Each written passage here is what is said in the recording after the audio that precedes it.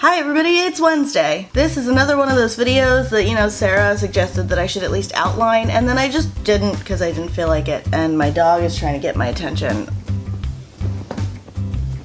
Say hello, Chester. Oh, he's such a good boy. Look at this puppy. Mwah. You have lipstick on you now. A couple of months ago, our honorary grandson, Vakas, saw that I was talking about reading The Princess Diarist and asked if I would review that in a book review video. So I said yes, and that it would be accompanied by other nonfiction books. The nonfiction that I do read is usually like celebrity memoirs, so that's literally all that I'll be talking about today. Moving right into the actual review part of this video, I read Where Am I Now?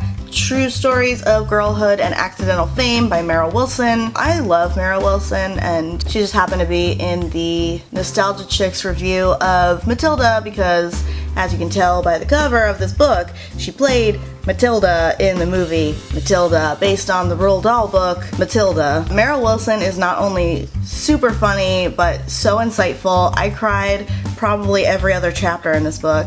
Anytime she mentioned her mom, anytime she mentioned Matilda, anytime she talked about Robin Williams. I read the first couple of paragraphs while I was at work, and they are all about her time on the set of Mrs. Doubtfire with Robin Williams. Yeah, I was trying not to cry at work, and I had to close the book and decide to buy it. She deals with a lot of things in this book, including struggling as an artist, as a comedian, love, friendship, show choir, and like she says in the subtitle, accidental fame. Being a child actress and then kind of becoming disillusioned with Hollywood and the idea of fame. She also talks about the sexualization of women in Hollywood and how that happened to her at a very young age and how that affected her life, and tying in how sick that is and how terrible Hollywood and fans even can treat actresses. I think above all else, this book is just about learning to be yourself, learning to accept the fact that you're not perfect and accept the fact that you're not going to please everybody. So I definitely recommend Where Am I Now? I also recommend following Meryl Wilson on Twitter because she is super funny and super feminist, and I love it. So then, of course, I read The Princess Diarist, which is the reason that this video even exists, because, Vakas asked me to make it. I read it because Carrie Fisher and Carrison. This is Carrie Fisher's last book. There's her journal entries in here. It's very personal, and if you ever wanted to imagine Carrie as Carrie, reading this is probably a good way into that. Carrie Fisher is one of my favorite human beings that has ever lived, ever, and this book is a testament to why. Of course, the biggest chapter and the biggest reason being the Carrison chapter. It's the longest single chapter in this book that isn't her diary entries that she put in, which a lot of them are about Harrison anyway, and her insecurities and lack of knowledge of how to navigate a relationship like that, especially because he was married. She talks about how neither of them really made any good choices, but they were making choices nonetheless. Yeah, I don't know what else to say except that this book was really worth it. I'm really glad that it came out when it did and that Carrison was a thing. I definitely recommend reading The Princess Diarist if you are a fan of Carrie Fisher. The last book that I'm going to be talking about in this review, because the last time that I did a review I talked about 5 books and it went on forever,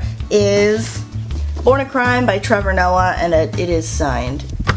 You can barely see it because it's white, but it's signed. I have to say that even though I loved all 3 of these books, and for sure love Carrie Fisher a little tiny bit more than I love Trevor Noah, pretty much just because she's Carrie Fisher, this, I think, was my favorite of the 3 books that I read. It's not like I'm surprised that Trevor Noah is a good writer or a good storyteller, because he's a comedian, and just like Mara and Carrie, you have to be a good storyteller in order to be a good comedian. I'm also not surprised about the way that he talks about race and politics and oppression and apartheid and everything that happens in South Africa while he is alive and a little bit before that. He talks about dating and so much. He talks about his father and his relationship with his parents. He talks about the way that apartheid really affected the way that he was brought up and the way that he was treated by outside sources, because he's what Americans would think of as mixed. He has a Dutch father and a South African black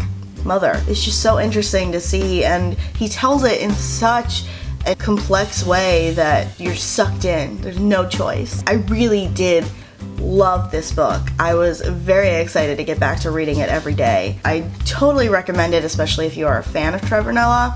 Although I challenge you, if you are not a fan of Trevor Noah, to read it and come away saying that you are still not a fan of Trevor Noah. So yeah, these are the 3 nonfiction books that I read for this video. I have also been asked before if I have a Goodreads page, and at the time I did not, and now I do. I guess you can just search Paige Erin on Goodreads and find me. I'm also gonna put the link to it in the description box if you have a Goodreads page. Thank you so much for watching this video. If you liked it, please give it a thumbs up. In the comments below, let me know which of these books you've read, which of these books you want to read if you haven't, what you thought of the books if you have read them. If you're not already subscribed to The Princess and the Scrivener, please do so down below, especially if you'd like to see more videos on Disney, intersectional feminism, pop culture critiques, book reviews, and more. Sarah will see you next week. I have like 2 books of poetry, and hello. I can't do this with a straight face with you here. He really doesn't care that I'm doing a video.